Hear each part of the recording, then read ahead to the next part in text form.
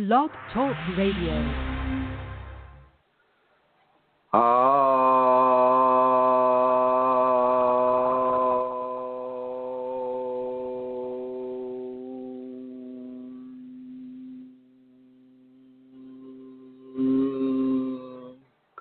Hello, everyone, and welcome to this program. My name is Chrism, and I'm your host, and I'll be joined by Santara Kundalini a little later in the program, who is also a host.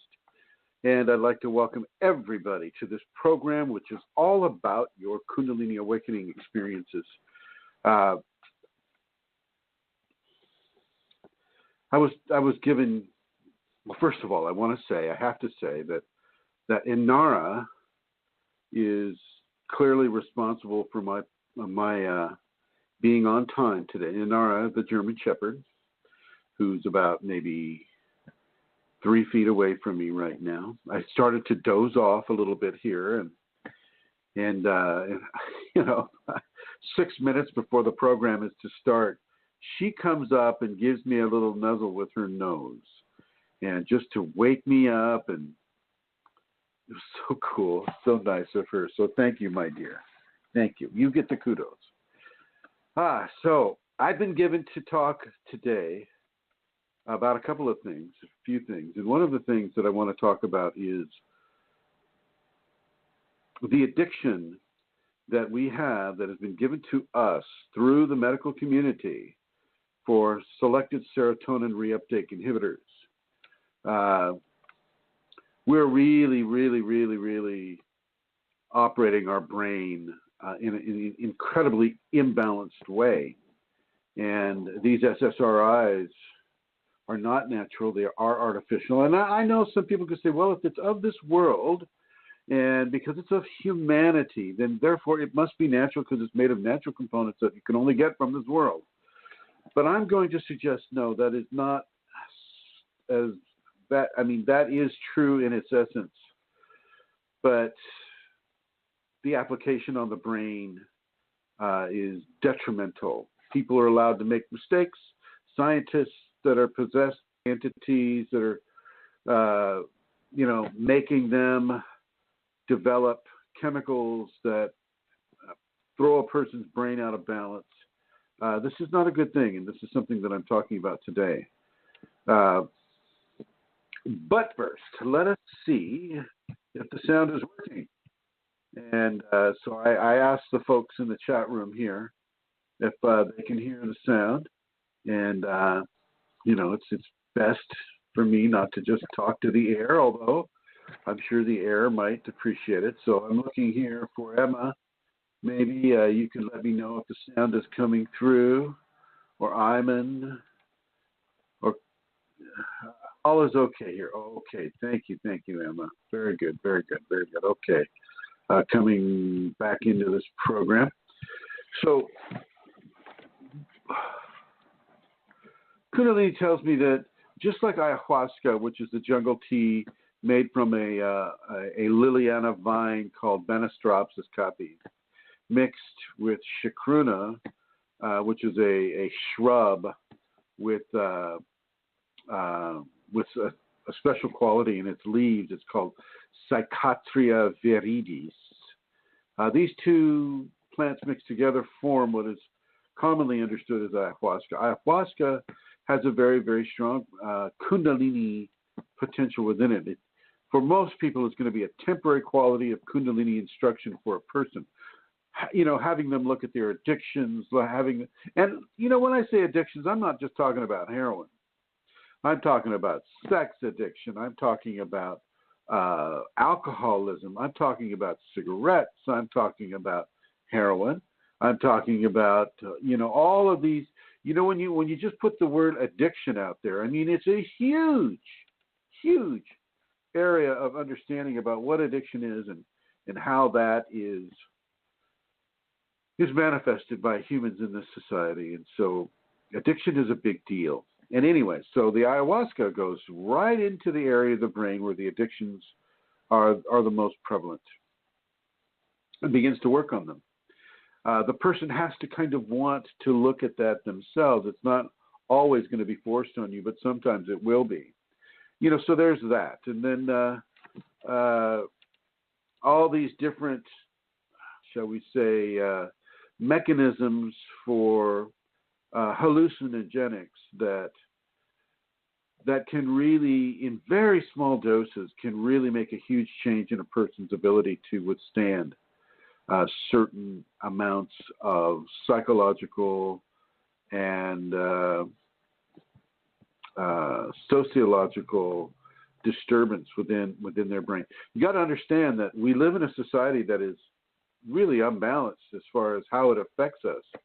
The long waves, the short waves, the radio waves, the television waves, all of these waves that are blasting through our brains all the time. Now, the cell phone waves and the cell towers and the stuff that our government doesn't tell us, these waves that come through, it's not healthy for the brain. And the brain has to, put up certain levels of resistance to it, which can further throw a person off. And then, oh my gosh, let's add Kundalini to it, which is just going to totally change your brain, change the way it interprets data, changing the way the structure of the brain itself, having the bony surfaces of the skull realign themselves, physical realignment, cranial plate migration is another term for that. It's really, really, really a very, very intense period of transformation lasting years. And because the MDs don't understand this, the scientists do not understand this, it does not equate to a reality for them because they're not experiencing it themselves, and they can't weigh it, and they can't measure it, and they can't replicate it at their own desire. Well, therefore, they have a hard time believing that it exists. And yet it does. I have it. Santara has it. Rosemary, David, you name it. There are a lot of people in our groups and on this program that have this very thing that I'm talking about. If you're taking pills right now, Prozac-based pills or some other variation of that, I'm going to suggest you look into what the latest research is pointing at, and it's pointing straight at the natural community, the community of plants, the community of herbs, and I'm not talking about marijuana. Marijuana, people are going to find out that marijuana used in the dosages that they're using is going to have some fairly strong detrimental effects. Used in very small portions, it's fine, it's great, and it can actually help with the Kundalini, but in the dosages and the amount of THC being ingested through smoking or eating, far too much. Far, far, far too much. This is the same thing that has happened with lithium. Lithium for mental stability. Instead of using it in very small doses and very similar to the video I made in Ireland at the Crazy Man's Well. I think that's what it's called, the Crazy Man's Well, which when they took this spring and they took water from the spring and they went out and measured what chemicals were in the water, and one of the prevalent chemicals was lithium. And in small amounts, it's not like a stream of lithium, which is what an MD would begin to insert into a person's body. Science succumbed to the idea that more is better. Well, if you've got, great results at 60% lithium, well, let's just go 160. Yeah, baby. More is better. More is better. Mo. Show me the mo. Well, it's like, they don't have an understanding of balance. They really, kind of factor not all of their, but most of their hypotheses on the more aspect. Well, let's just increase it some more. That'll help. And this happened with Thorazine too. Thorazine, before we heard of the Thorazine shuffle, Thorazine was a very, very, very helpful drug that was given to people that had no life. The people that were totally catatonic, the people that were so imprisoned by entities and all of these things that can happen with a person, they were given a new lease on life. They were allowed to come forward into society, have a job, have a place, have a name, have an identity that before they wouldn't have been able to have. But science, just like it did with lithium, decided, well, hey, gosh, if 100 milligrams of lithium or of thorazine is good, well, let's just give them 800 milligrams of thorazine, or 1,000, or 5,000. Geez Louise. And so, now you have people overdosing on thorazine, or at least at that time. That would have been back in the 80s. And they developed something called the thorazine shuffle, where they've been given so much thorazine that they're walking around drooling on themselves and shuffling. That's called the thorazine shuffle. And I worked in hospitals where this was being done to people. And it's a crime. It's a shame, really, that science has fallen victim to its own greed on having verifiable development. And they go far too much into the spectrum of overdosing people rather than giving people a very, very small amount. And very, very small amounts really is what the body is calling for. And the Kundalini allowed me to come into the information last night, actually, that very, very small doses of hallucinogens can be very, very, very helpful to people going through Kundalini psychosis, the dark night of the soul, the experience of entities. I'm just kind of getting communicated with right now.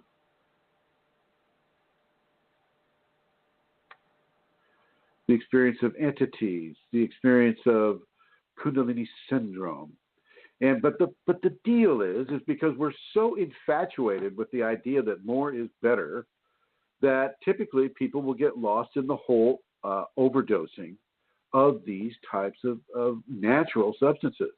Everything from Baker's High, which is what LSD, is a mold on rye bread, to psilocybin coming from the psilocybic mushrooms, Amanita muscaria. Amanita muscaria is that red mushroom that comes up at Christmas times in pine forests, and it has red with white spots. And there's never been a known overdose with that Amanita. Every other Amanita species, absolutely don't touch it. But Amanita muscaria, well, that's a different deal. I mean, for thousands and thousands and thousands of years, humans have been ingesting that particular mushroom for its amazing levels of psychotherapeutic assistance that it can give you. And in today's world, where we have, various forms of schizophrenia and various forms of bipolar diseases and the different diseases where a person is obsessed, obsessive compulsive disorders and things of that nature.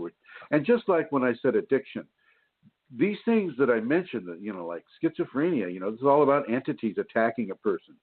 Bipolarism is all about the extreme levels of high and low that a person can experience, so much so that it can kill them. And the same with the levels of obsessive compulsive issues that a person can develop. I don't call that a disorder, by the way. I just call that a lack of recognition of Kundalini awakening symptoms. And that goes across the board with the bipolarism, with the schizophrenia, with the obsessive compulsive disorders and things of that nature. Kundalini syndrome, same thing.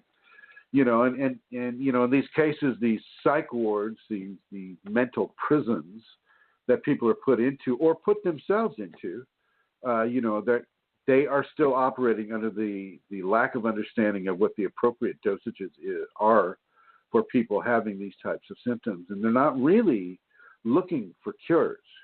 They're just looking for stabilization. They don't, if everybody started getting cured from these things, think how many people would lose their jobs in mental institutions.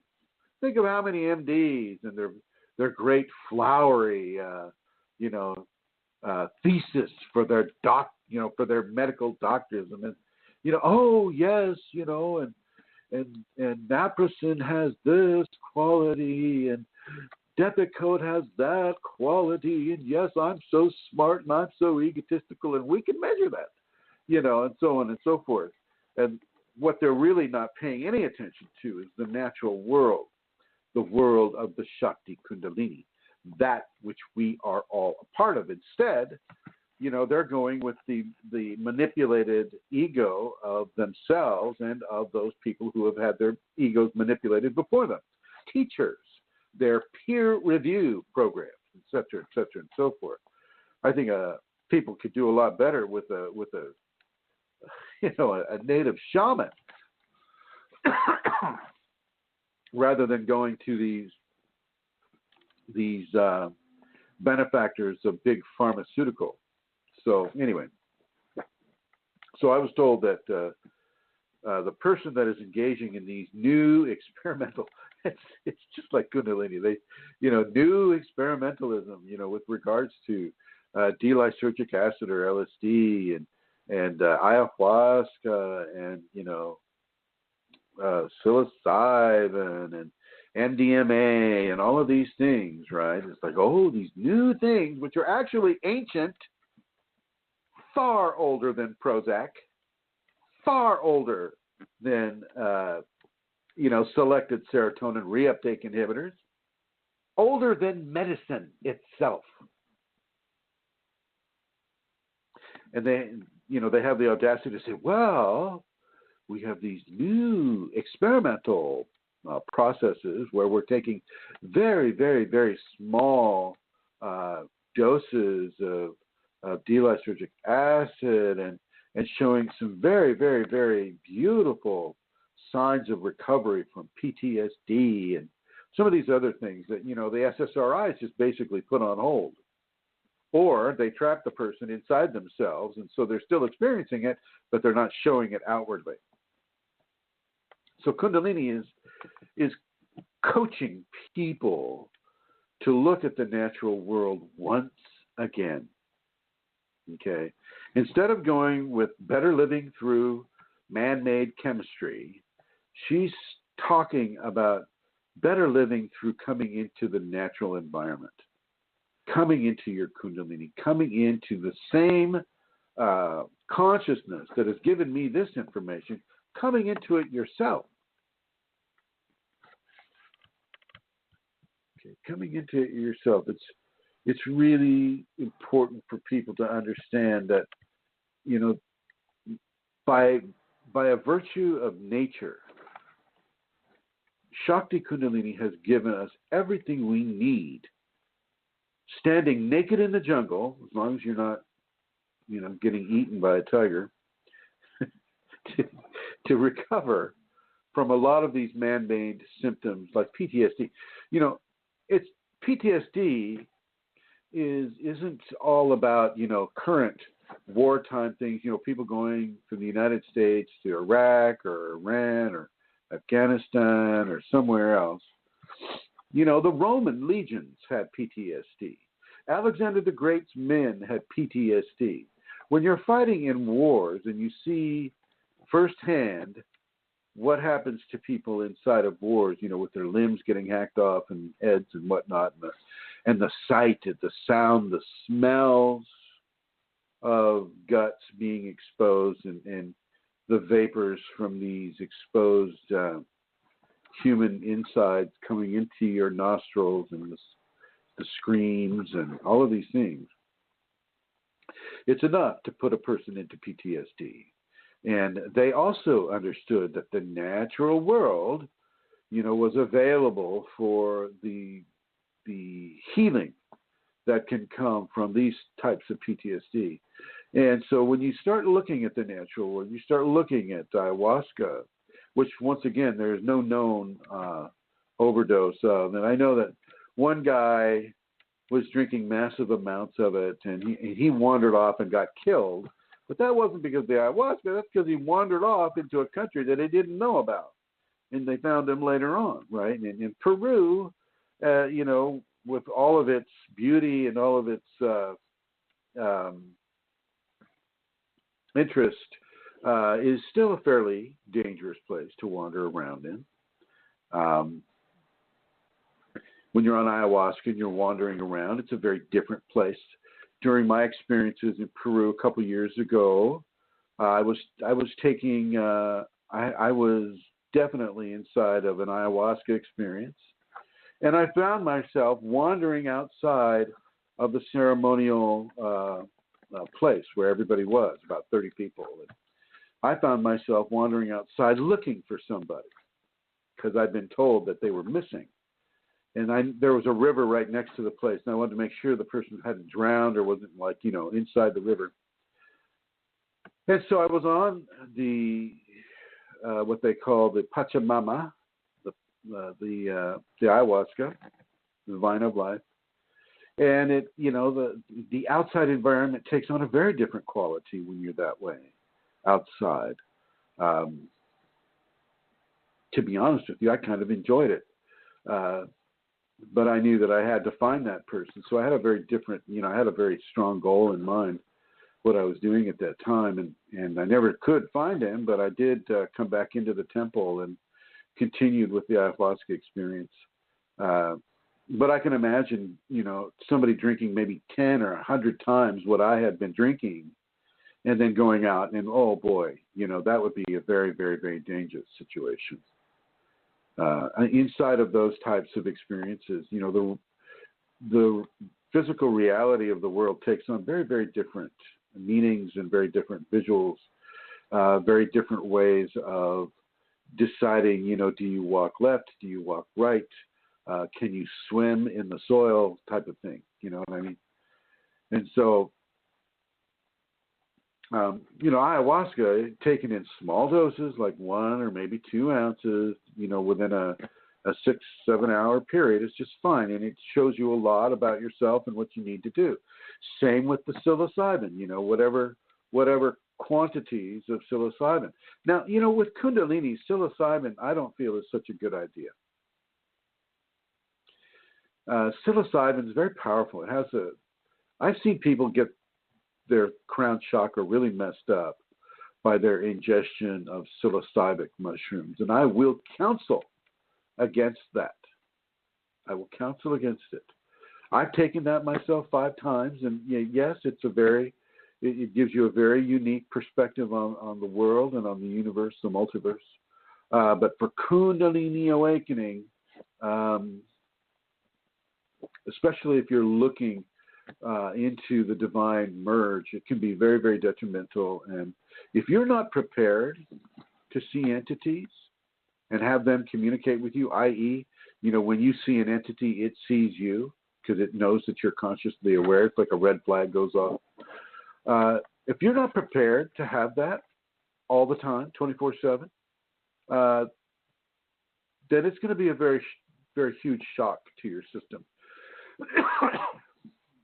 If you're not used to seeing the demons or the angels floating around in real time, if you're not used to seeing negativity as a form or positivity as a form, basically what I'm saying is if you're not ready to have a complete wipeout of your current assumptions of what reality is, do not take psilocybin and then search for Kundalini.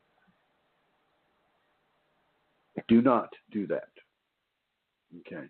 More, as the scientists need to learn, more is not better all the time within Kundalini. And I was asked a question. It was a statement. It says, let's see if I can find this here. It's over here. It's this one here. It's just a gentleman, a nice gentleman from India. He's saying this. He's saying, great master, and I guess he's assuming that would be me. Master, you have opened all secrets of Kundalini and experiences. Your answers, explanations are very, very true, clear, and path to those who are experiencing Kundalini awakening. And I have to say, along the lines of more is not better. I haven't come anywhere close to opening all secrets of Kundalini. There are things that I want to say that I just cannot say to people because it's just too far out, too far outside of their idea of reality, too far outside of the egotism that is currently controlling their life. And, you know, those are just the facts. Those are just the facts, ma'am. There are lessons and secrets within the Kundalini that I am not allowed to state until I'm in the presence of those who can actually have them. And it's very important for people to be able to have them. I've had the experiences where I have students come over, and this would have been in the early, like 2009, 10, 11. I've had people come over to this a converted house that we turned into an ashram.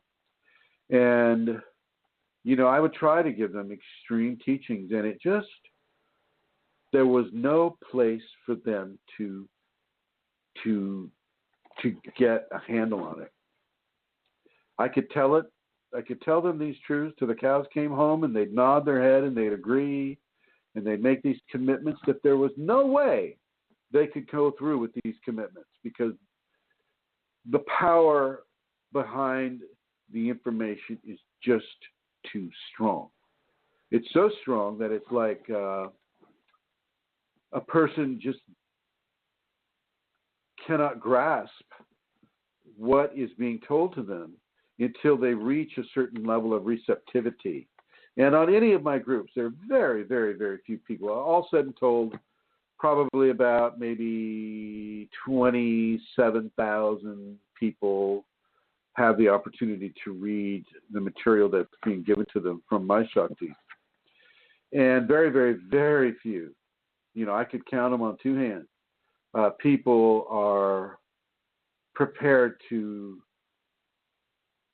have these stronger truths that require very much so the in-person experience. Kundalini, and you know, then there's these levels of surrender, levels of giving yourself, levels of you know, taking out of your life societally imposed restrictions on this or that. And geez, you know, I've had people literally screaming in the meadows. You know, when you're out in the wilderness, they're screaming in the meadows because the energy is so strong, it's so powerful that it just is overwhelming, and you can feel lost pretty quick when you're coming to these levels of Kundalini infusion. It can be very, very devastating to the reality and the psychology of an individual. And so, no, I haven't given all these secrets to everybody. I have given some of the basic things, and it's, you know, it's mostly wrapped up around personal responsibilities and surrender and things like that. Things that the safeties discuss, things that the noble behaviors kind of begin to actualize within them. So this is where, you know, if I had been a scientist, well, then I would just be, you know, I'd strap somebody on a gurney. I'd you know, pull their eyes wide open with those little wide open torture devices, you know, that keep the eyes open, they can't blink. And I would force all aspects of Kundalini, every particle of Kundalini energy into them and say, okay, have a great day. Following the medical model. But no, we don't do that. We understand that there is a time for everything. There's a time for Kundalini activation, which puts a person through a level of extreme levels of redefining of who they are, how they are, why they are, what they are. And through that redefinition, it puts them into a refinement area of self-correction, you know, constant self-correction, which brings us, you know, to the heavenly merge, where the person, you know, after a certain amount of time, different for each individual, comes into the heavenly merge, the divine merge, where you become at one with all creation, all divinity, all physical, mental, audible creation, everything at the same time. Although you won't retain memory of all of that, but you'll retain memory of the feeling of it. And then, you've been branded by the spirit, I believe, as Elle Colley, an early writer about the Kundalini on the web, she called it branded by the spirit. And so you'll have that tattoo. I like that. Branded by the spirit. Just a second. I'm just not going to, inflict this on you.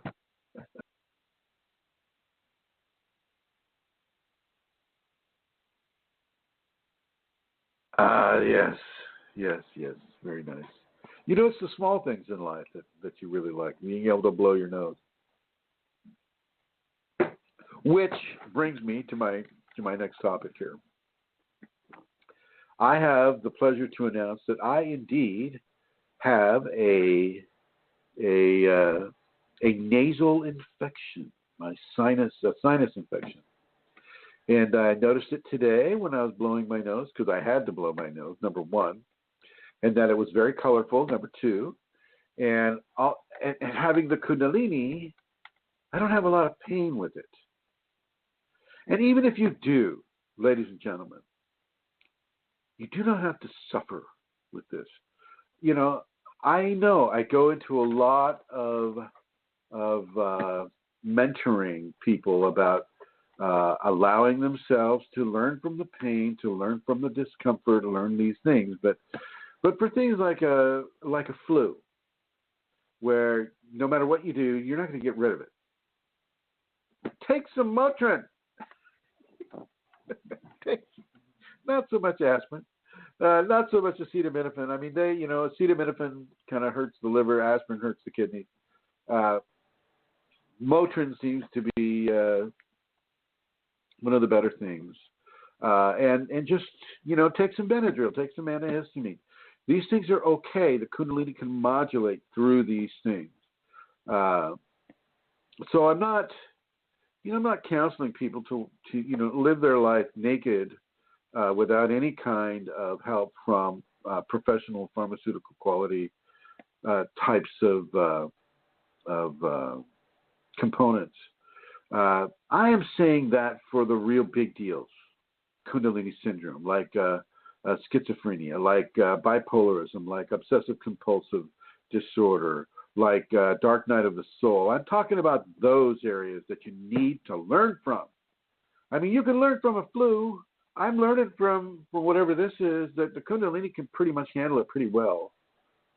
What she's doing, she's letting it drain off. She's letting it do what it needs to do, and it's not bothering me. I'm not able to not do the show. Oh, my God, ladies and gentlemen, I've got this really bad sinus infection. Hang on a second. I used to do that all the time. I can't do my show. Right, sure, right. It's not happening. And besides, Anara wouldn't allow it to not happen. She'd come on and she'd wake me up from doing whatever I'm doing and say, hey, time to do the show. Time to do the show. So you can take your Motrin. You can take aspirin, I guess. You can take any acetaminophen if you need to. Don't live on it, though. Don't take it every day. Certainly don't take Motrin every day. Man, that'll screw up your testicles, too. So don't take Motrin all the time. Couple of days, 1, 2, 3 days, maybe fine. But outside of that, don't do it. And then let's get into the opiates here. Don't develop an addiction to opiates. Now, the marijuana, uses opiate-like receptors in the brain. And so once again, I'm going to say be very, very solicitous about how much marijuana you take into your system. Frankly, I don't recommend it, except if you can do it like once in a while. But whether people want to admit it or not, it is an addictive. It is psychologically addictive, just like, any of these other drugs are, these pleasure-inducing drugs. It's psychologically addictive, and so you've got to understand that. And so you have to have a strong level within your personality that does not allow you to be so addicted to it. You have to be able to put it down for a year or 2 or 3 or 4. And if there's some sort of weird energy that needs to be released from your system, well, then you smoke the marijuana, and the high that you get at the top of your head is the energy leaving the body. And yes, that can have an energetic purgative effect. But you're not doing it for the lifestyle. You're not doing it for the psychology. You're not doing it to put your emotions on hold, even though I myself have done the emotional thing before. And that did work, actually, I have to say. But you don't want to get addicted to it for that purpose. You need to learn how to balance yourself within difficult experiences. Emotional, traumatizing experiences like a broken heart can kill a person. And so you need to find your balance with that. You need to find your self-nurturing. You need to let the Kundalini in to help you do that. Okay. I'm not so concerned about Motrin or acetaminophen or any of these things. I'm very much in favor, because of the Shakti, what she told me, of very, very small doses of LSD, very, very small doses of MDMA, which is also known as ecstasy. Very small, minute doses that allow for recovery, in this case with MDMA or ecstasy, allows recovery from severe war trauma. You were there in the middle of a war, and you saw people's heads getting blown off. The guy standing right next to you, your best buddy that you've known for a few years, boom, he's got this massive hole in him. His blood has been spattered all over your uniform, blah, blah, blah, right? We can just go on with that.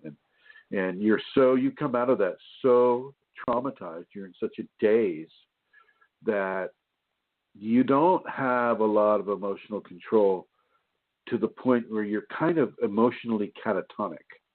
You're imprisoned inside this shell of atrocity. And the MDMA or the ecstasy can really, really help a person out of that type of a scenario. And these things, you only need to take them once, twice, 3 times, maybe. It's like the folks that take the ayahuasca. I'm talking to people taking ayahuasca 115 times. Well, geez Louise, when is enough enough? 115 times. Anyway, and then it's the same thing with these other things that I'm talking about. These hallucinogens do not need to be used over and over and over and over. They get to the problem, and they help you heal it. That's the idea. It's not to addict someone and to put them on drugs like my mother. My mother's on all these, Jesus, Ambien and, oh my word, all kinds of stuff. Bonanzapril, or I see her take that, and I'm already going dun dun dun dun dun dun dun dun dun dun. You got the Bonanzapril going. Oh, that's great. Okay. Tell little Joe I said hi. And you've got to understand that these things are addictive. These things are addictive. The SSRIs are addictive because they change the chemistry of your brain, and you change the chemistry of your brain. Then if you stop using that which is changing the chemistry of your brain, you start going crazy.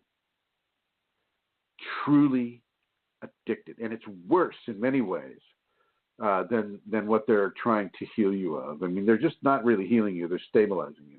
Anyway, that was the last topic. So we need to look closer to the natural world. And by looking closer at the natural world, we're looking closer at the natural Shakti Kundalini. Shakti is the earth, the sacred divine Mother Earth.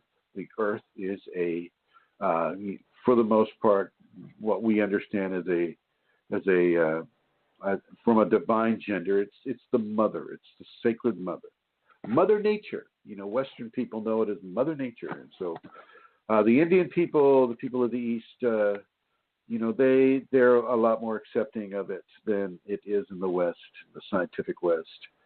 But still, it is of a sacred feminine quality.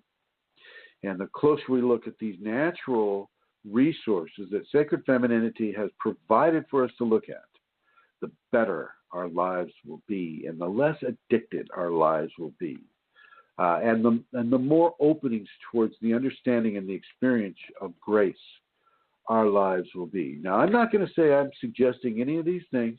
I will suggest, of course, that you go through your MD. Well, I'll suggest this. I'll go so far as to say that find an MD that will work with you in this way. Interview them, review them. If they're willing to do it, that's great. Ultra low dosages for any of these things, if you're suffering from any of these types of scenarios. If they won't do it, then don't work with them. They're no longer your physician. Okay, because everything else is going to be, some sort of a pharmaceutical conglomeration of chemicals designed to hide symptoms, not cure them, just hide them, and to addict you to brain corruption, chemical brain corruption. So you got to remember, as we experience the Kundalini, and as I was talking to you earlier about, if you're ready to have your reality change to an extreme degree where you're seeing 24/7 entities, divine visitations, the miraculous happening right in front of your head, these wild animals landing on you, wanting to be with you, wrapping themselves around your legs and feet, getting in your hair. If you're ready to do that, which nobody ever really is, by the way. I can say that with the English language, but nobody is ready for some of the more extreme, prolonged experiences that Kundalini provides a person. Very, very few. Which is why, as I mentioned, the secrets haven't been given out to very many.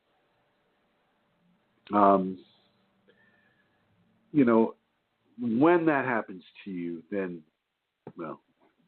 you'll be under a safe level of guidance from your own Kundalini. But don't push it.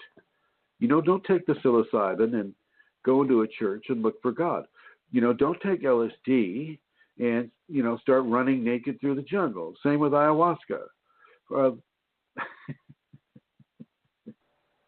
There's real dangers to that, especially ayahuasca, especially if you're in Peru.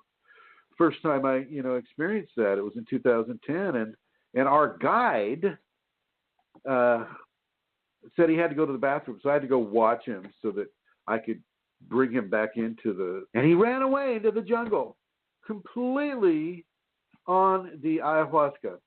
And the whole village had to be awakened up. It was like 10:30 in the evening. The whole village was awakened, and everybody was out in the jungle at night with flashlights looking for James, our guide.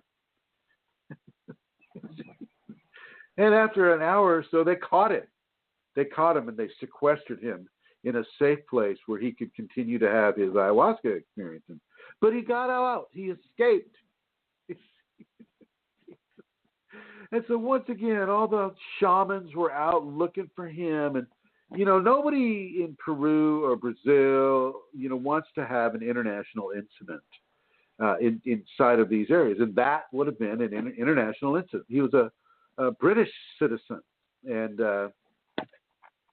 so nobody wanted to have a big international incident with Britain. And so everybody was deeply, deeply, deeply concerned. But we couldn't find him anywhere on the island. It was a big island in the middle of the Amazon River. And so we just went on with the ceremony and hoped for the best. And the other two people that I had there taking ayahuasca, one was doing a lot of vomiting and probably not having the very best of times. The other was laughing and giggling and making animal noises. And every time I checked in with him, he said, "I'm okay, Chrism. I'm okay. It's fine. It's all good." You need to go right back into it. And it was very, very beautiful to see, for this gentleman, what was occurring and how it was occurring, how it was affecting him. Whereas my other friend, he could have probably used a few more treatments, but he hadn't planned it well. And, he literally had to get on the plane while his ayahuasca was in full motion. He later on said that, he was having hallucinations, getting on the plane, sitting on the plane, the lights, everything. I'm going to bring Santara on. Hey, Santara. Hi, Chrism. Yes. Can you imagine? Can you imagine having, what happened to you at Alonzo's and then getting on a plane? Oh, no, horrendous. Yeah.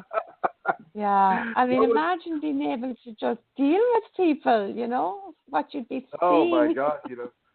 I dropped him off at the airport, and these two burly-looking guards you're looking at us really suspiciously, right? These crazy Americans. Yeah. What are they up to now? What are they trying to transport back into their, into the States? What can we throw them in jail for? And it's like the guy, he had his suitcase, and he kind of walked a little tipsy-like, and they let him through. They let him on the plane. He got home okay, but, oh, boy, it was something else. Yeah.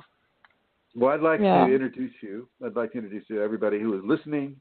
This is my co-host. This is Santara Kundalini. She is the one who allows this program to exist. And I want to welcome you to the show. Thank you for coming on with such short notice.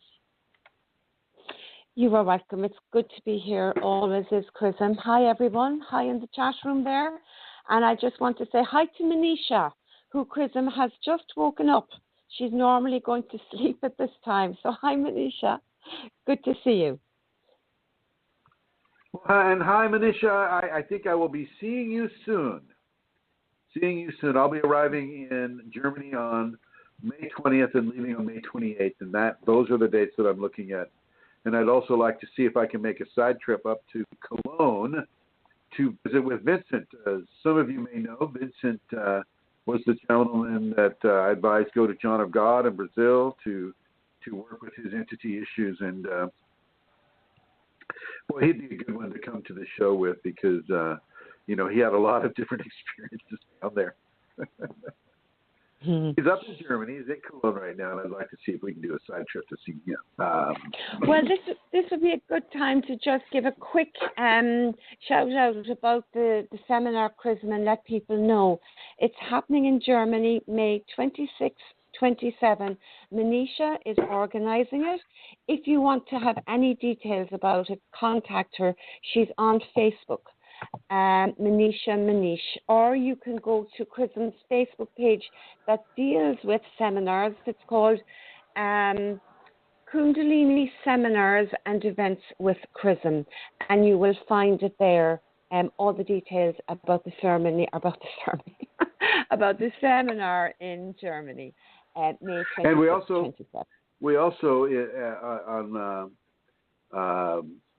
on April, in the last waning days of April 2018, April 28th and 29th, we also have the pleasure to announce a seminar in the Mile High city of Denver. This is being put on by Mohan with assistance from Rosemary Goliath, and we are in the process of putting together advertisements and putting in some columns in local papers and magazines. And this will be happening, and I'm going to go ahead and bring Mohan into this. And Mohan, are you there? Yes, Master, I'm here. Yes, can you tell us what the name of that hotel is? It's Fairfield and Residence Inn in Broomfield, Denver, Colorado. So the name of the hotel is the Fairfield Hotel, and it's in Broomfield. Is that like a suburb of Denver? Yes. Okay. So it's in Bloomfield, which is a suburb of Denver, Colorado. So for those of you that are in the Midwest and those of you that are in the Mountain States, there's a lot of air coming into your microphone, Mohan. I'm going to put you in the blue for a second. for those of you in the mountain areas, for those of you who can make it to somewhere inside the United States, maybe not be able to fly over to Germany, which I would love to have you do.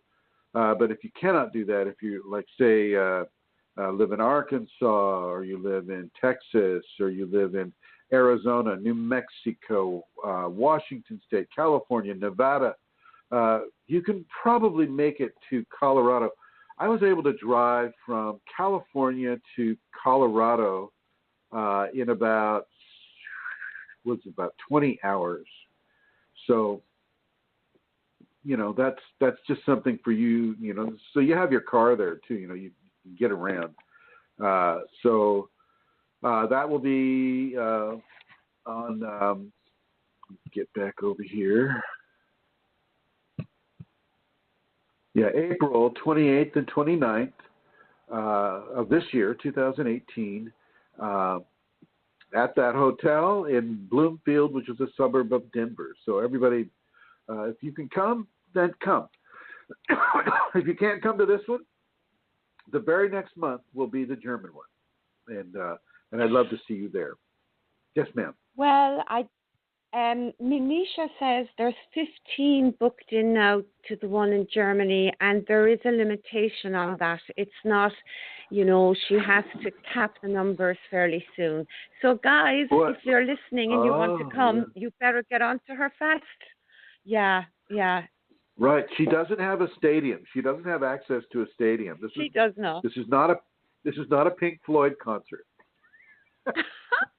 It's going to be a wonderful, intimate gathering, and some of them are like that, and this is one of them. So there's probably a few more spaces. Manisha, you're in the chat room there, yeah? She's going hee. But there are probably a few more. So do get onto her if you're even thinking about it, and have a conversation with her so she'll know what your thoughts are and if you have an interest. And I'm looking at the chat room right now. And Michelle Ranger, I sent you a private email. So I'd just like you to take a look at that and respond to that if you wish. So I see you there. And I don't see a lot of questions there. Yeah. Manisha, I just want to thank you very, very much for the amount of effort and the amount of planning and the amount of hopefully not a lot of expense, but the amount of expenses you put into this, and we'll make sure that you do not, that you come out ahead of the deal. I want you to come out ahead of the deal, and I really, really appreciate it. It's good to see Andrew and Lannis and Emma. Hello, David, and some new folks here too. So thank you all for coming in here, and I'm going to swing it back to the main studio here. And it looks like Mohan has a question. And so I'm going to go straight on over to Mohan here. And yes, Mr. Mohan. Hi, Master. Hi. Actually, I didn't have a question. It got pressed by mistake. But since you have asked me, I do have a question right now. That can we make somehow for people who are not able to travel to the venue where the seminar is happening, can we do it some online live session kind of thing? Is it possible? I suppose it's possible. Sure. That's a lot of time to be online, though. That's 16 hours of instruction. And, yeah, yep. I mean, think about it. 16 hours. 16 hours is 16 hours. I'm not sure I could hang on my computer for 16 hours. Or it's 8 hours a day. 8 hours a day. That could probably, that's a little more doable. If we get any interest from people who are not able to travel to the venue yes. for the Denver yes. thing, I can set it up something for the online thing. I'm perfectly open to that. The whole idea is like what you suggested the other day, Mohan. It's just getting the word out. People need to come into this information for their health, for their ability to have and hold extreme levels of energetic transformation and still be able to drive a car, get the kids ready for school, things like that. And so, we have to get this word out. And if that's part of what you can do to get the word out, then I fully support you, my friend. Fully. Okay, Master. Thank you. Thank you. And thank you for that question. And everybody, this is about that. This is why we even have this program. This is why I'm saying anything that I say on the web and, on the Yahoo group at Kundalini Awakening Systems 1 at Yahoo, if you don't like Facebook. And of course, on the Facebook groups, we have plenty of groups there, and the Google Plus groups and the face or the the other groups that I have, throughout the internet and the blogs. I think I got 7 or 8 blogs, and they all get added to. So it's all about getting this word out. It's not, nobody's making money on it. Nobody's getting rich. I just got to FYI you that. Nobody's getting rich here. This is not like some of these outfits you see in India where they, they're getting 1 billion people and they're making them all pay money. Excuse me. This is not that. This is very different from that. Very, very different from that. So you just need to know that. It looks like Indra has a question.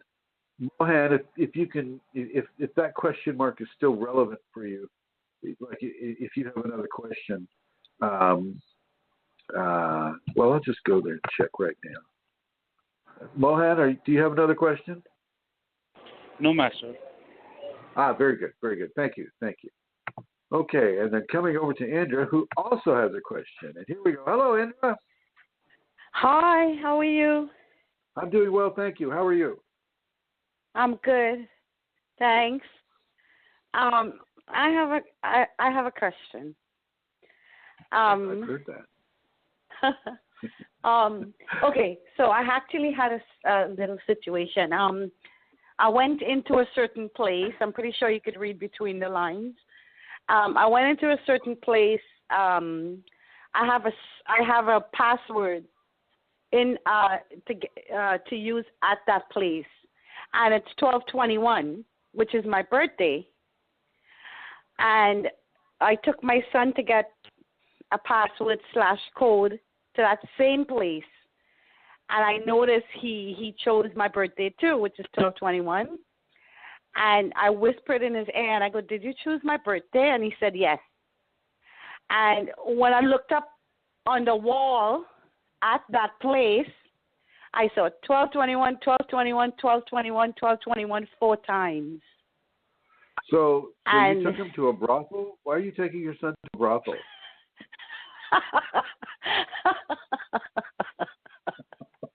I love that you got it. That's it. Your early training, right? Early training. Yeah. So you're going to ask me why the 12/21, right? Yeah, that's my password. Then I noticed he had to get one. He chose that, and it wasn't planned. And when I looked up on the wall, I saw 12/21 4 times. Not the bathroom wall, right? Not the bathroom wall. No. Okay. Well, 12/21 is the winter solstice. Yes. So, why did people choose 12/21, the winter solstice? I don't know. Maybe that was something that was important to them. Maybe not every single password there was 12/21. So, some people like it. Some people, it's not as meaningful to them. No, but see, that's my password. My son chose that password. It wasn't other people. But on the wall there was a certain 12/21. Yeah, 4 times. Right? Yeah, but it was a calculation. There was a calculation for a certain thing, and it was right on the wall. But it was there 4 times, big. Well, I have and to bold. have you tell me exactly, and for the benefit of the listeners who can't read between the lines, where were you taking him and why? At the bank. Yes. And why were you at the bank? At the bank. He needed to get a bank card. And see, I at the bank. Well, that's kind of close to a brothel, I think. So yeah.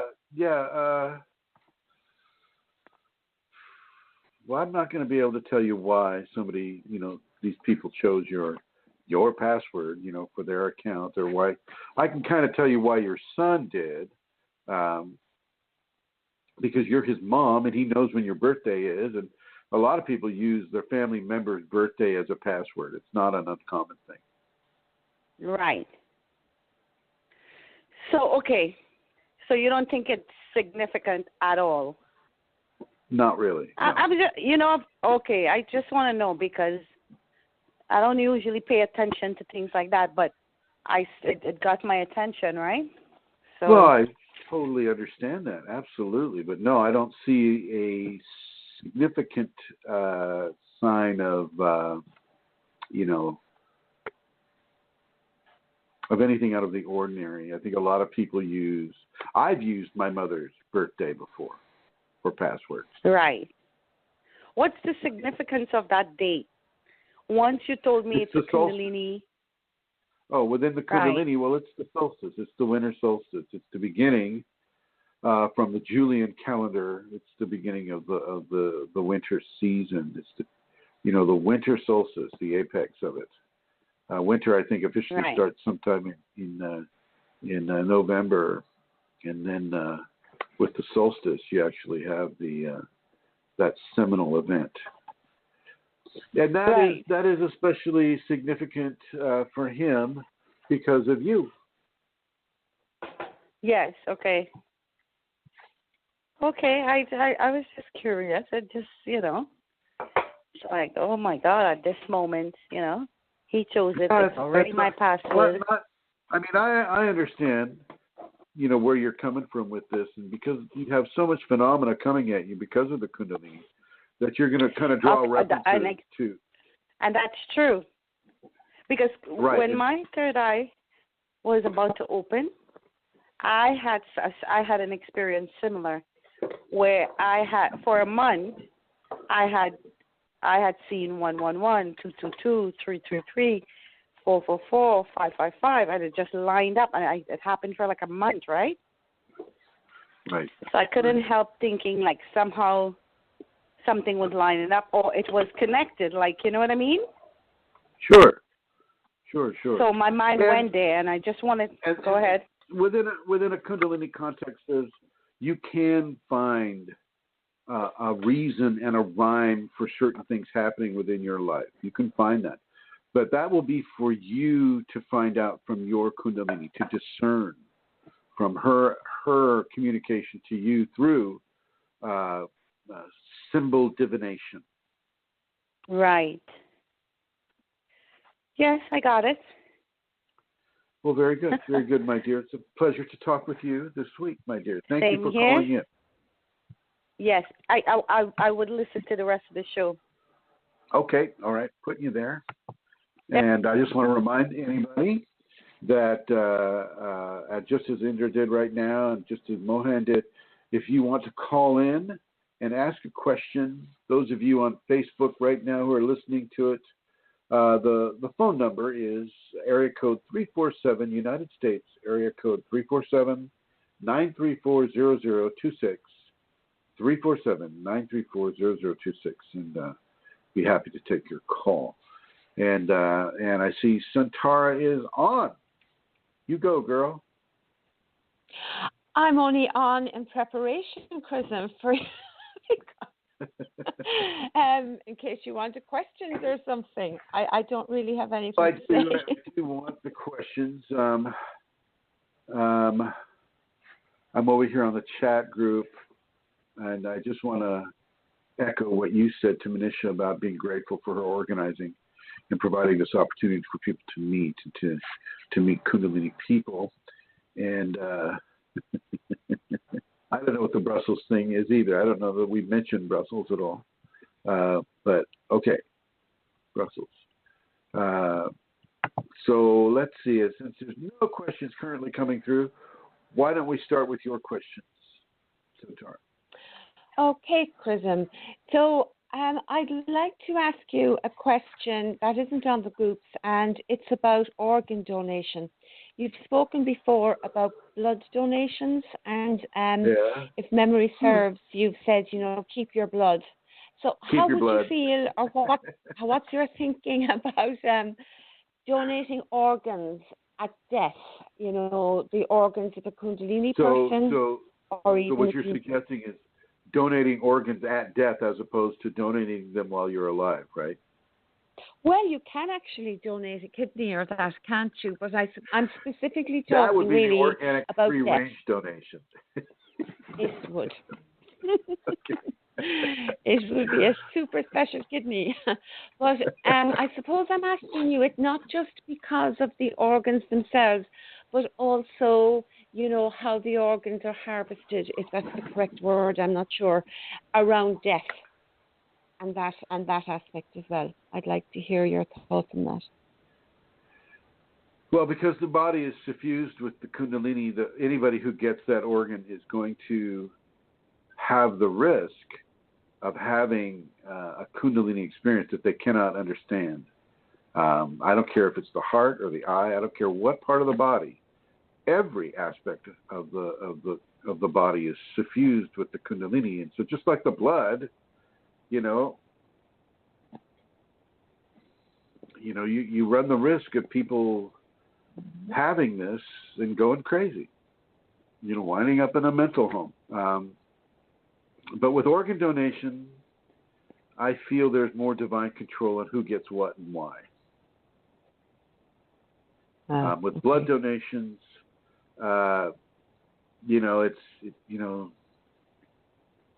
there's still that divine control on who gets what and why.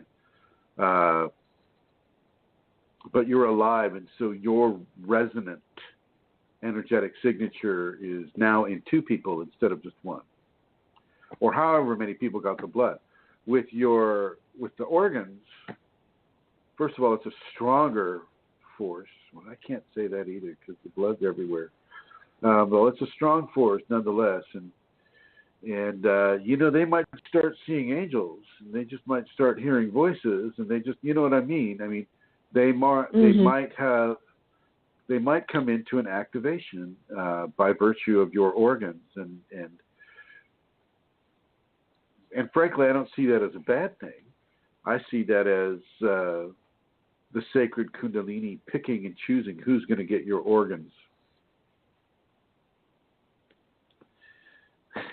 That is my hope, anyway. Okay. So you would support that? You would be saying, Kundalini people. Yeah, I would have to support that. Okay. Yeah. I mean, as much as the whole organ donation thing at all, I go back and forth with that on my own. So. Yeah, I do too. I suppose that was part of, I wanted to know about the organs themselves and your feeling on it, but also maybe just the whole thing around harvesting them. But I guess that's a different story. It's not so much for the whole harvesting thing is they want the organs so bad. They're not. All of them aren't willing to wait till you're dead. They're thinking, looking at their watch. Well, their brain dead. Let's just go ahead and harvest. The brain can come alive. I'd say, wait till they're cold and stiff. They won't do that. Organs are no good then, you see. Yeah. Okay, well, maybe we'll leave that because it's just something that I'm considering at the moment, and I'm going backward and forward with it myself, actually. Yeah. Okay, so the next question is, what does the flowing through the body mean? Hot shot all the way from the head, out my toes at midnight, radiating energy from total person, tingling and such. I'm new to this and learning what is it. It's the infusion. That's what the infusion does. And you got to remember that, the infusion excites chakra activity. And as the chakras are excited and they're spinning at a greater rotation, energetics are going to be emitted through the chakras at a greater rate. And so you have chakras in your fingertips and your toe tips, and you have chakras in your eyes and your eyelashes and your tongue and your teeth. These are all chakras, right? Your ears are chakras. The top of your head, and of course the 7 major chakras, but you also got chakras in your lungs, and all the major organs have chakras in them. And so as the Kundalini infuses the body, it really, really amplifies the energetic output of the chakras, and you get that flow. You get the flow.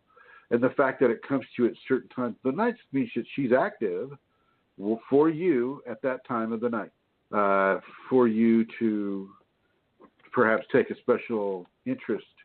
You should take the special interest that you have it at all, and to be working towards, your surrender to that force, rather than trying to figure it out or control it or do any of these things. Over. Okay, thank you, Chrism. And there was another question similar, but not quite, so I'm going to read it. I've noticed when sensation or energy travels through certain parts of my back, my spine will hyperarch with the sudden expansion of a coiled spring, or like a cord being plucked as the string suddenly tenses.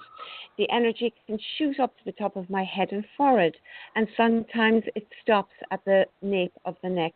I'm very sensitive to touch and sound in that area during those times. I was wondering if this could be the result of chi, prana, or if it is kundalini, and how can you tell the difference between those? Any insights appreciated? Thank you. I think I answered that one, but this is a Kundalini. And Kundalini signatures are different than the prana signatures or the chi signatures. Now, the deal is that, Kundalini has the composition of prana and chi in addition to other energetic components. And so, there is some similarity with chi and prana as it is stimulant to the Kundalini. But what this person's describing is direct kriyas as a result of Kundalini infusion. It's very similar to an orgasm. I mean, a lot of people, when they have an orgasm, they will arch their back and continue to arch in a pulsating movement. I'm sorry, did I just are you okay, Santara? Were you arching? Yeah, I'm so hot. I had to take off my jumper. I was trying to work out the headphones through the top of the jumper and snap. Sorry. I'm sorry, that was just perfect timing, though. Okay. Oh, it's hot. All right. So I've had this happen too, and you can actually incur it. You can make that happen, but maybe later on in that person's agenda. But yeah, that's all Kundalini. That's very much a Kundalini phenomena, and something that they can look forward to. And it'll stop at the nape of the neck. The hammer won't let it through. Sometimes the hammer will let it through. It depends on what quality of energy that she is pushing through the energetic anatomy at that time. She being the Sacred Mother. It's a very, Kundalini is a very, very dynamic energy. And this is the type of thing that people miss when they acclimate or they've moved past these direct phenomenological expressions. And so I would counsel the man to really enjoy it. Yes, this is Kundalini. Yes, it is natural. Yes, it is good. Really surrender to it. Allow it to occur. Be thankful and grateful that it is occurring. Over. Thanks, Chrism. Do you believe, Chris?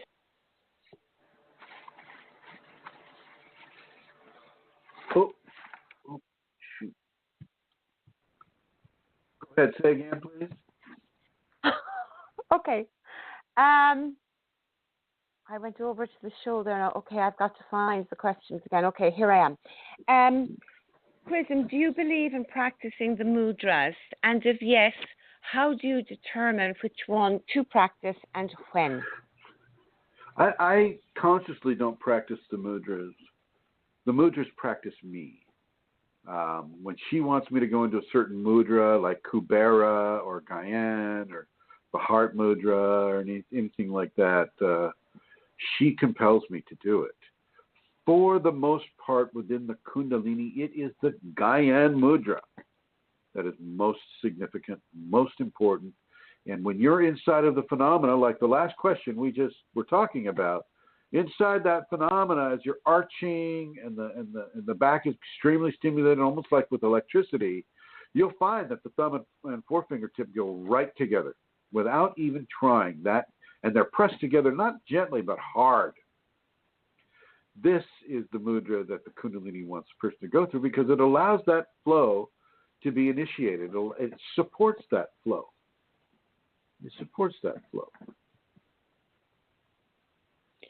Thanks, Chrism. Tyra has a question there. Will we go over to her? All right. Coming on over to Miss Tyra Banks. You can say the name. How are you? Hi, Tyra. Good to hear you. Oh, same here. Always a pleasure. So on the same note, I stopped getting all this electric swipes through the night, through the spinal cord. But what I feel now is I am sleeping, but I'm still awake. And in the morning, when I wake up, I feel like I was up all night, but I was still sleeping. Is this, what is this called? I heard a word. It's a yoga nidra. Is this a yoga nidra? Yoga nidra? No. Yeah. No. Okay. No. This is part of the phenomena that allows you to be in the two worlds at the same time. Okay. So what I would have you do, as your sleep comes along, and yet you find yourself sleeping but not asleep, to begin to say your Kundalini mantra, if you have one, just there gently, and really just receive the information. During the nighttime is when we get a lot of infusion. We get a lot of information. We'll get some vision activity. And so it's important for people to bring themselves into a position where they can see it and participate in it. And by being asleep and awake at the same time, you're in the Vasika Pisces of the two worlds. You're in one foot is in the physical awake world, one foot is in the, shall we call it, the astral and the sleeping world. Just a second.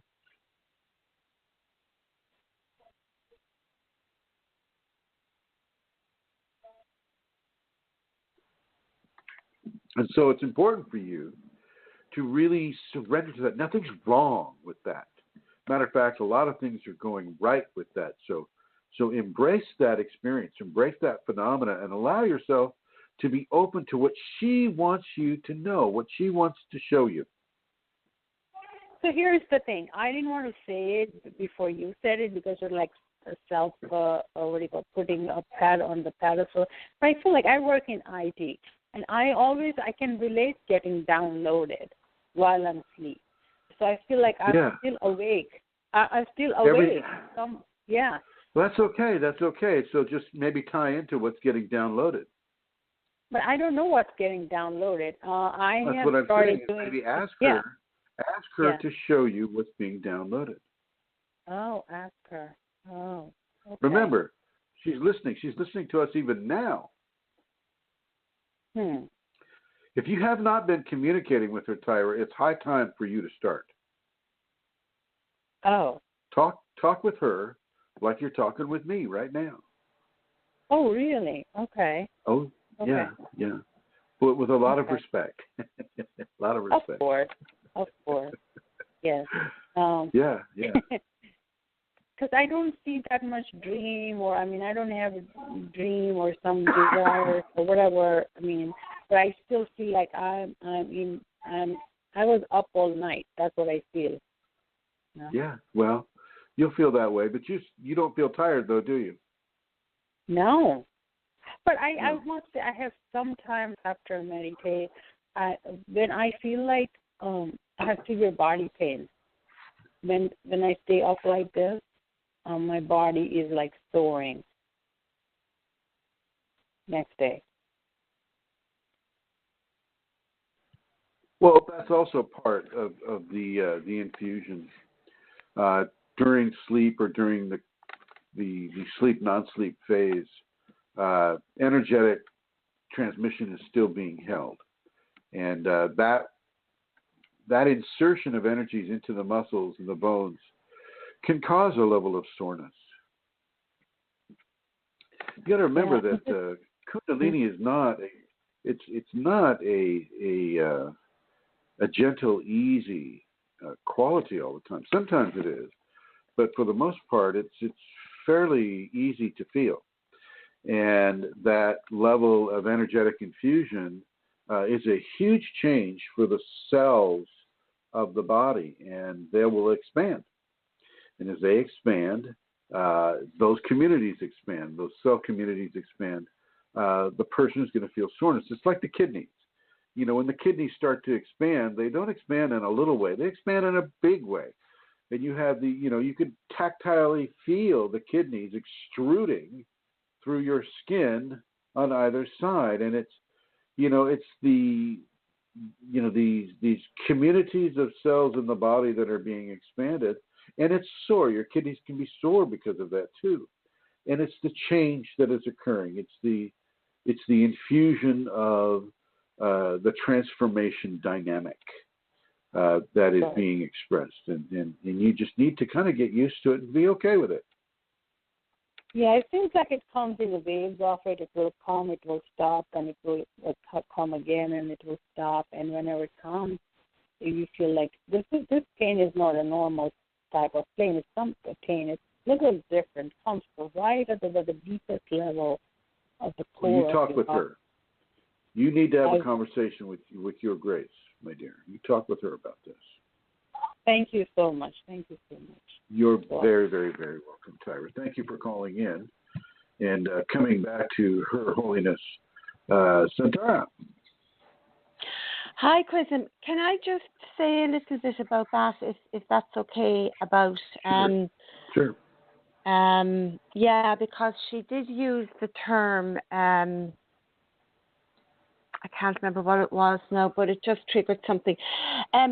I would have had that experience as well of sleeping but not sleeping, like I'm observing myself sleeping. It's not out of body, it's being awake but not awake. And what I came to understand, for me anyway, is that I was like being brought into a form of consciousness. Shakti was bringing me in there, and that I needed to honor that and to honor the Shakti within me when she did that, when she brought me into that consciousness in my sleep. There's a stillness there that's really connected to the Shakti. And because somehow she doesn't allow our ego to be there, I don't know what it is, Chrism. It's like there isn't the same awareness, there is no memory of it really. And it doesn't typically. And it doesn't seem to matter that you don't remember anything or that you're not dreaming. It's certainly a place that she brings us. And it's a beautiful, still place. And it's a place where we can honor the Shakti within.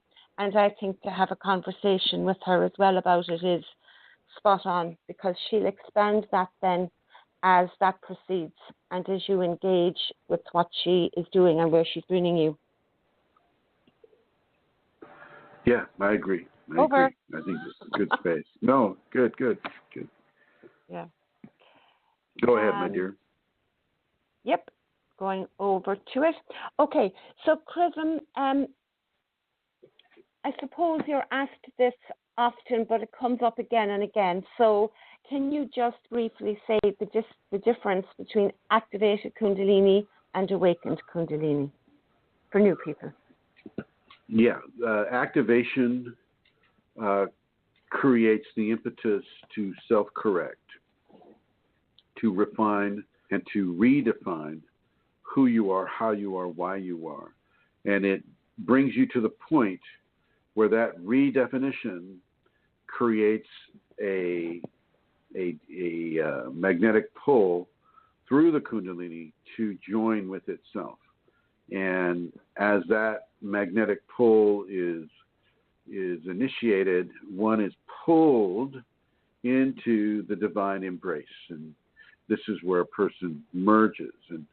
And then you have a whole different level of redefinition to experience, because now for as much as she allows you to remember it, and everybody's different there, for as much as she allows you to remember the divine merge, you become more of a representative of the divine as much as she will allow you to be.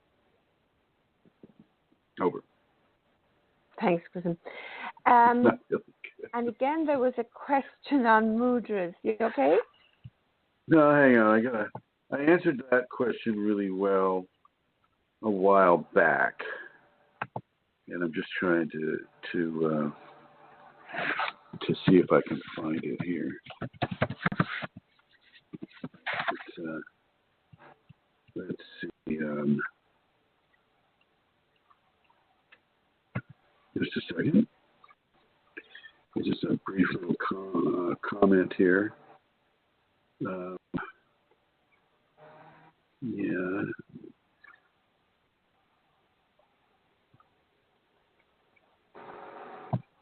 Well.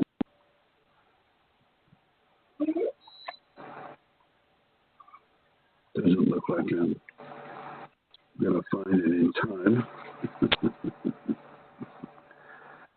So go ahead. Okay, so Hello. your sound has gone a bit there now. Hello, you're back. I'm back. Okay, here we go. Activation is conditioning towards the divine union through its dormant consciousness within us.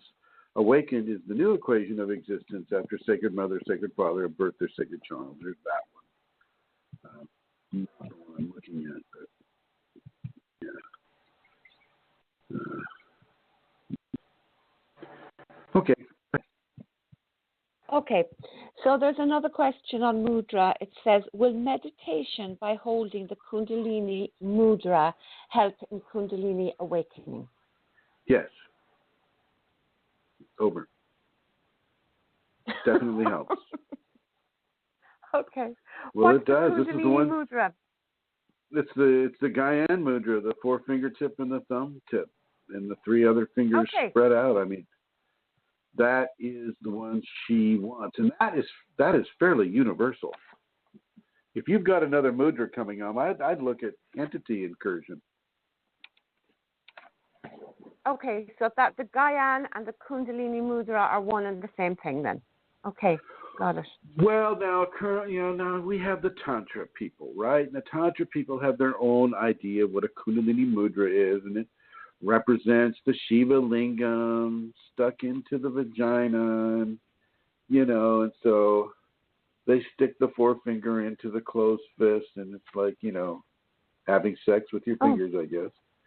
And just a second.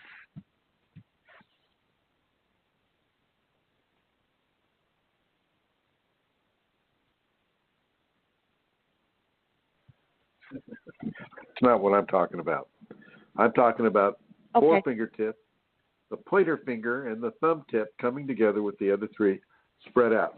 This is the Guyane mudra, and this is the actual Kundalini mudra. It's not replicating physical sex with your fingers. Okay, thanks. Okay, well, sure. You're most welcome. Okay, so there's a question on libido. Or libido. All right. Libido, is that how it's pronounced? In... I like the way you said it, libido. Don't say libido. I thought that's how you pronounce it. Let's talk about the libido.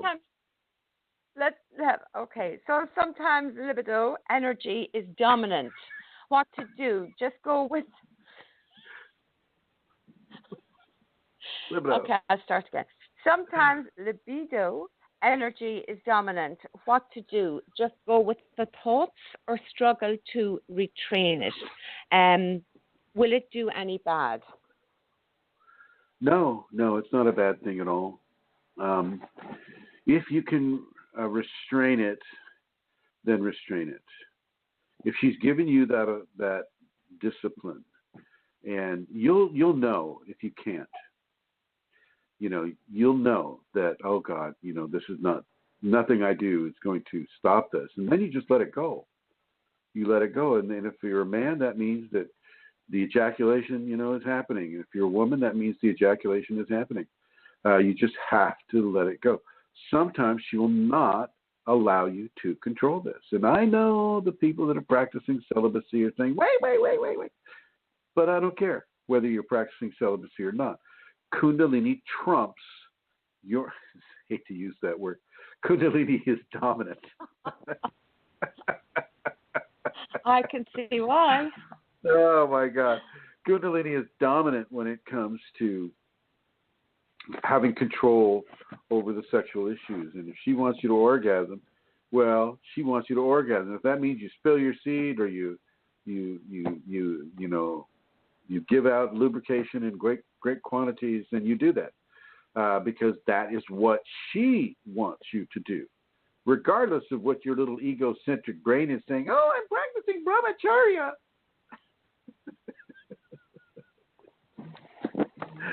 So there's that. Whether or not you're doing Montauk Chia's cool draw or, the multi-orgasmic man techniques and all of those. Oh, my God. You have got to suspend your maya or your illusion of authority over your body when the Kundalini is flowing through it. You no longer own yourself. Kundalini owns you, makes the choices for you. For the most part, in many ways, she'll teach you through the classroom of your body. But in certain areas, she's not going to allow that to occur. Just a second.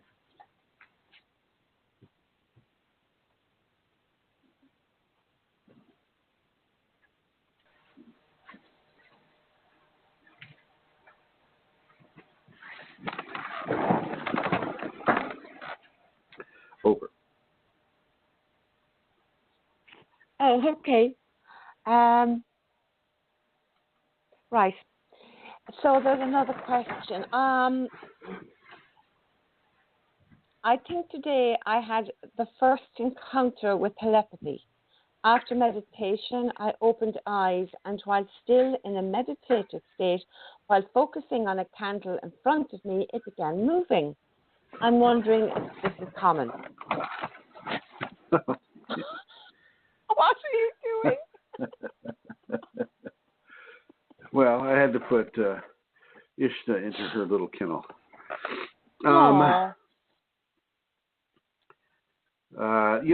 If you're able to put the candle out, that's one thing. But any itinerant breeze in the room can move a flame. Anything. Not to say that your mind can't move the flame too. And not to say that, while you're in meditation, you can't, cause the flame to wobble. But that it's not something that is as defined as putting out the candle or lighting the candle. That's where chi would come into play. Now she's going to start crying.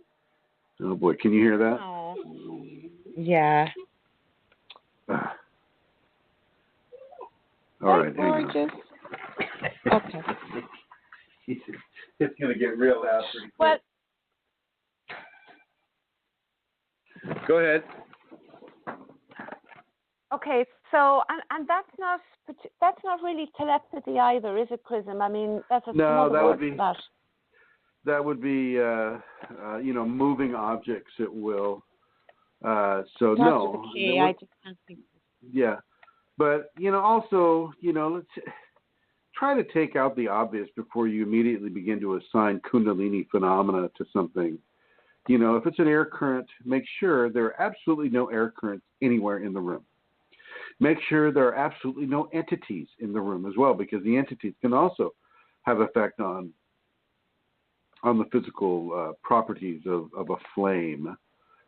So before you start going, oh, wow, I've got the Siddhic skill of moving a flame with my mind, before you start going there, make sure you take out some of the other areas that may have a direct effect on that. Like it's not going to be psychokinesis if something else is doing it. Over. I don't have any more questions, actually. Let me just have a quick look on the. There's no questions that I can see there. Anyone in the chat room there have a question, guys? Type it in. Well, Atlanta Seeker wrote, she says, that has happened to me when I meditate. Dreamlike sequences of events that I can observe come into my consciousness. And that happens a lot. And that's a good point that Atlanta Seeker is bringing up. When you're awake and not awake at the same time. Geez, everybody's coming to me right now. Hi, Basha.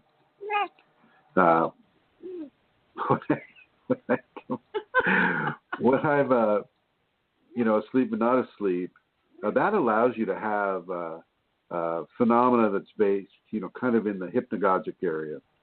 And that is also a prelude to the out-of-body experience, too. So I remember, having, the paralysis, the sleep paralysis, right? And your body's asleep, but your mind is awake, okay? And there's all kinds of things that can happen to you while your body's asleep and mind is awake. And one of those things is an out-of-body experience. And you can start to build that when you're in that state. And that may be another thing that Tyra's being kind of guided to experience. Thank you, Atlanta Seeker, for bringing that up. Any further inquiries, Santara? No, that's the end of it. I was just going to say a little bit about that well, when you were talking about the crazy man's well. The well of the the crazy man's well. Well, just to give you a bit, like, that is located in a valley near where we lived in Kerry, and the name of the valley was called Glowningyalt, which means the Valley of the Mad. And the reason it was called that was that a lot of people who would have been considered insane long ago came to that area because of this well that Chrism was speaking about, and they used to drink from the well. And I mean, it goes way, way, way back, like into ancient times. How far back? Well, I know it goes into the 12th century, which isn't that ancient, but there's something way back about something about Merlin, but I can't remember Chrism enough to be able to speak about that now. Sure. But anyway, so there's a well there, and people used to drink from the well, and they had cures. And it's interesting because lithium was what was discovered to actually exist in that water in very minute, low doses, which is something like what you were saying. But it had a higher lithium content than other waters in Ireland. I mean, you don't get that typically in water, as far as I'm aware. It's certainly no. Yeah. So it's very unique to that one. To that one place, it's very, very unique, and boy, you can understand why they would be guided by their madness or the Shakti or whatever was helping them to go there to partake of that well, and it would be something that you'd have to have kind of like every day. I imagine there were lines of people going to that well to partake of the lithium until perhaps they found a cure. There were pilgrimages there, and people used to come and spend some time there. I know people came from the continent. Apparently, the King of France or something came. I can't remember. Again, there was some big story about that. And the interesting thing is the Irish, they build a road right over it. They don't. It's next to it. Yes, the road goes right over the well. No, it doesn't. He's exaggerating. It's at the side, so you have to walk down the side into it. Yeah, but anyway. The side of the road. Thank you. That's better. Yeah. It does. It is. But man, they should have a temple there. There should be a temple there. I want you to buy that area and put a temple in there. You're so funny.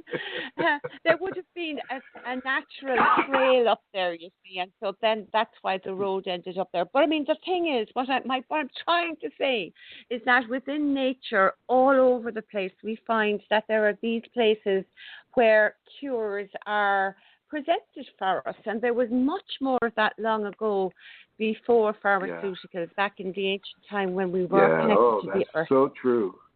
So true. Yeah, That's absolutely right. Yeah. So yeah, I guess it's really a spring, though, isn't it? Because this is water that comes straight out from the ground. Yeah, and it's I didn't see kind of any evidence of a man-made artifice there to like dip into the water. It just seems to come straight out of the water or out of the earth, and there it is. And Ireland, has that history of just having all of a sudden waters erupt somewhere on the island. If you read the Annals of the Four Masters, they pretty much chart a lot of the lakes and the springs and the rivers that developed in Ireland, in the last 4,000 years, 5,000 years, and boom, it just happened. The water just starts coming up. Interesting. Yeah, it is. The Irish seem to be the only ones who paid attention. Everybody else is going, yeah, whatever. I know. I was just Googling there quickly as I was to see could I find something about it, but it's just no, it doesn't matter. Does it matter? For me.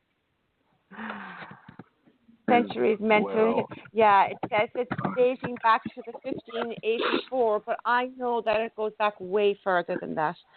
And the Tumblr and Yalt, yeah. Anyway, so that was just interesting, connecting into what you said about low doses. Did you say at the beginning, Chrism, of the program that you would support very, very small doses of pharmaceuticals for people? Or did I mishear you? Thorazine, yeah. Thorazine started out to be very, very low dose, and it really helped a lot of people. And so the see why you didn't want to read about any of that. I can see what's going on. What are you reading? But then the scientists got a hold of it and said, "Wow, gosh, if a little's good, then more is better." And so then they basically drugged people into stupefaction because of their egotistical pull on corrupting a good thing by trying to increase it. If you look, there's an author out there now. I forget her name. Let me see if I can get her name here for you.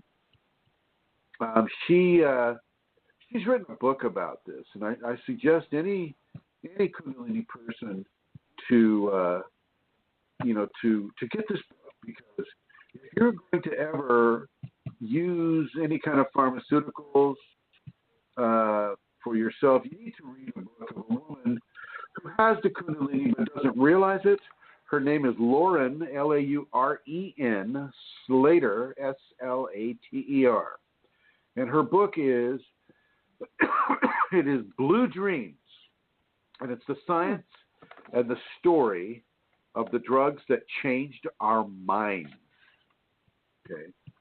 The science and the story of the drugs that changed our minds. And here's the author's note, says this: everything in this book is true. However, there are certain instances in which I have changed the names of identifying features of people I interviewed. All autobiographical material emerged from my memory of events that sometimes happened as many as 40 years ago. And blah, blah, blah. She actually experienced all this because she had, I think it was schizophrenia or bipolarism. On the title of the book, it says, with the experience of a patient, the heart of a storyteller, and the lens of a scientist, Lauren Slater chronicles the evolving, perplexing relationship between the physical and the mental.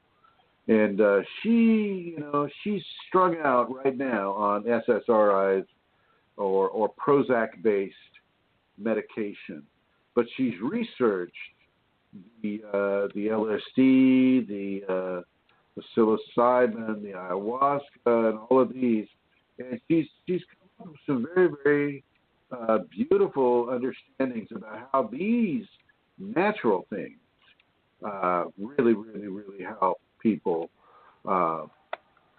like taking them maybe 1, 2, 3, 4, 5 times. That's all.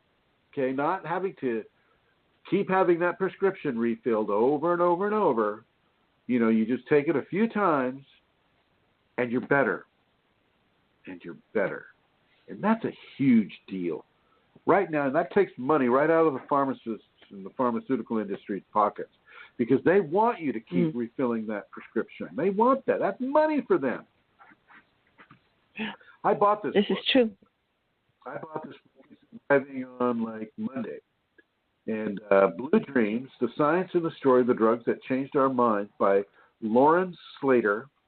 I bought it on Amazon. It's about $19. And that's a hardback, unfortunately. I don't like hardbacks because they're, you can't take them with you in very many places. But right now, that's what you got. And, I think of Vincent, because I have these long conversations with Vincent about, what he would allow the MDs to place within him. Now that he's placed himself under the authority of an MD, well, the MD can kind of do whatever he wants with him. But, Vincent's a smart guy, and he also has the Kundalini, and so the Kunalini will play in his favor. And, this would be a very, very good a book for him to read as well. And once again, I would suggest anybody to get this book, Blue Dreams, by Lauren Slater, Slater, and the story of the drugs that changed our minds. And I know she's saying, not just, I had a change of mind today. I mean, they changed the chemical composition of your neurotransmitters, and so I think this would be a very good thing. And Eamon Hammond says, "Hi, I'm happy." Let's see, Cartofelgen. Oh boy, that's a hard one. Jan. We'll say Jan for short. Jan is coming to the seminar. Okay, Jan, I could just imagine going, Master Chrism, what are your thoughts on ashwagandha Brahmi? Well, I would say with ashwagandha Brahmi, just to be very polite and happy to meet him when you see him.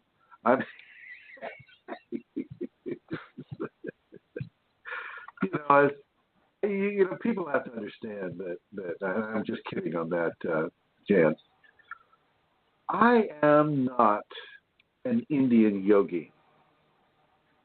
I'm not in any way, shape, or form even reminiscent of an Indian yogi. I am a person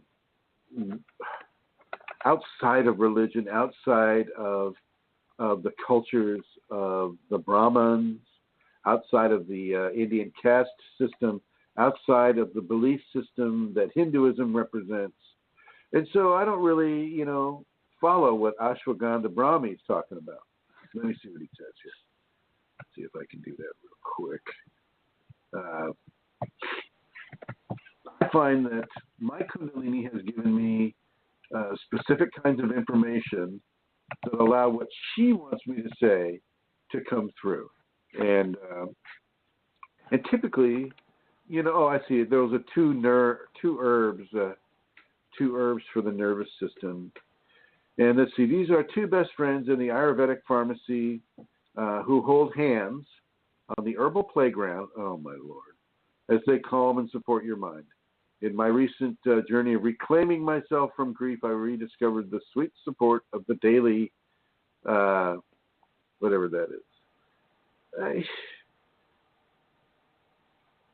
If it's a natural thing and people aren't abusing it, I'm good with it. When I was trying to get to sleep sometimes before the Kundalini allowed herself to be known by me, I would take skullcap and valerian. But I noticed that after 2 or 3 times with the skullcap and valerian, it didn't matter one way or the other. She wanted me awake, so I would just have to lay there awake, and surprisingly enough, I wouldn't be tired. So I guess ashwagandha and Brahmi are fine, Jan. It's from the little I've read of them, it's fine.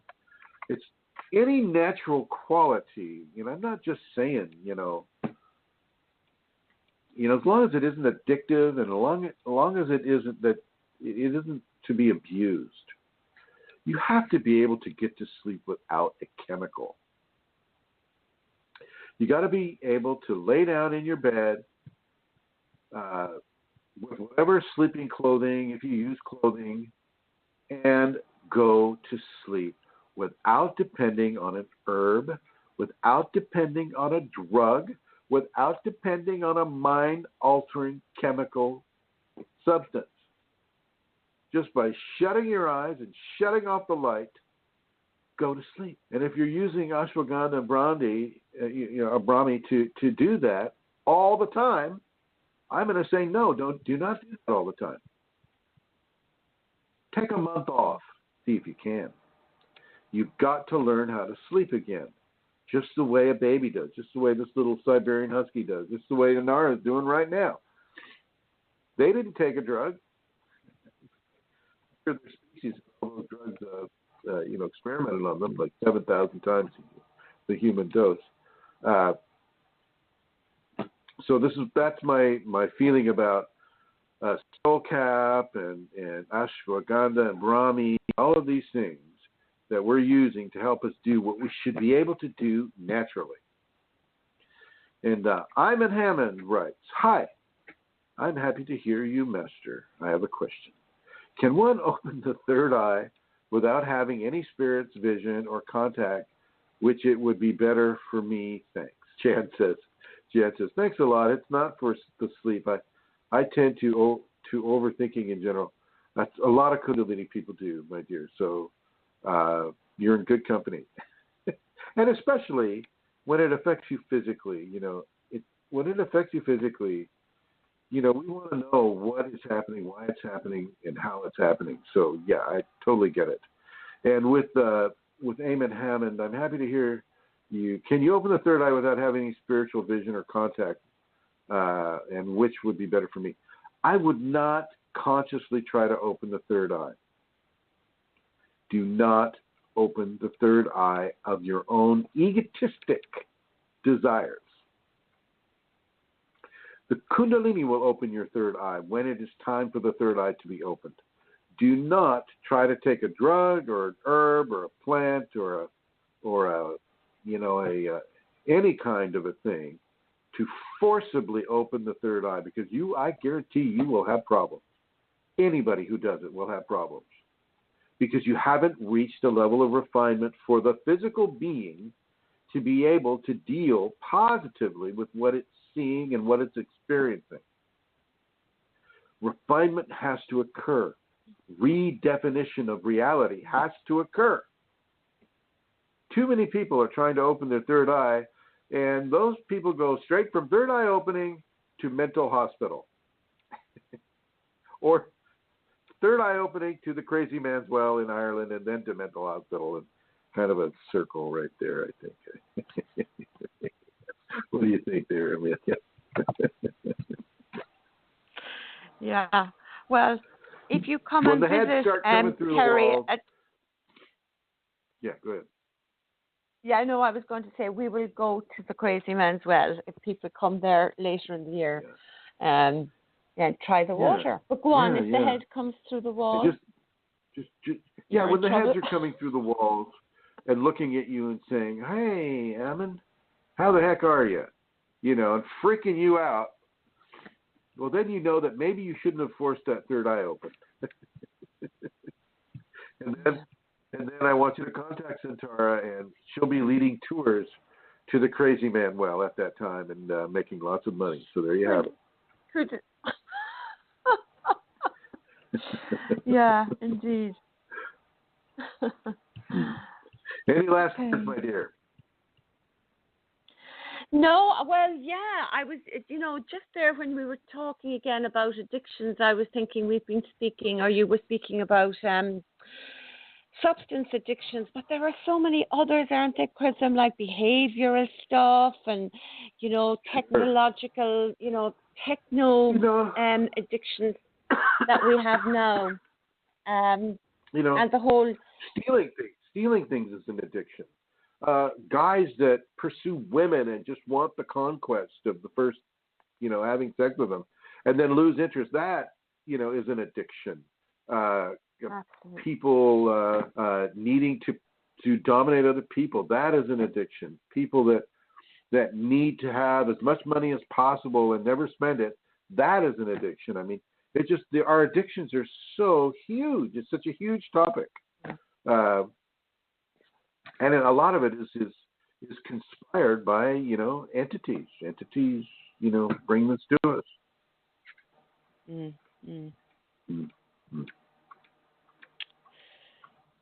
Yeah. So anyway, I will see everybody next week, Chrism. Thank you everyone in the chat room and those who phoned in. Thank you for everybody. You can get this information on the Facebook groups, Kundalini Awakening ! Kundalini Awakening Systems 2, Kundalini Awakening Systems 3, Kundalini People, Kundalini Journeys on Facebook. You can also get it on Yahoo, which is Kundalini Awakening Systems 1 at Yahoo Groups, and Kundalini Healing on Yahoo Groups. You can also get this on Google+, Kundalini Awakening ! On Google+, and of course you can go to the YouTube. We have about 353 videos on the YouTube channel, and you can get those by going to Chrism, CHRISM, Kundalini, KUNDALINI, on the Google networks. And so these are all free. Everything I just mentioned is free. The only things I have to charge for really are the Shaktipat and the seminars. And I want to thank the people in the archives, the future people, for listening. I'd like to thank the people that are here right now and the people that called in, Tyra, Mohan. I'd like to thank Joey and Rosemary and Santara, especially, for allowing this program to exist. I'd like to thank everybody in the chat room. Hello, my friends. Good to see you here.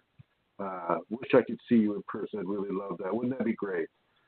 So if you can make it to either Denver or Germany, then please do. And for the people coming to Manisha's event in Germany, please contact her ASAP so that you can assure yourself of having a place. And I'm buying my airplane ticket for Germany, so this is going to happen.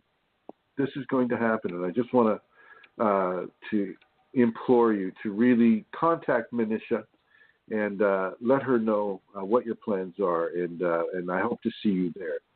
Thank you, everybody, for coming, and I will go ahead and end this like I started this.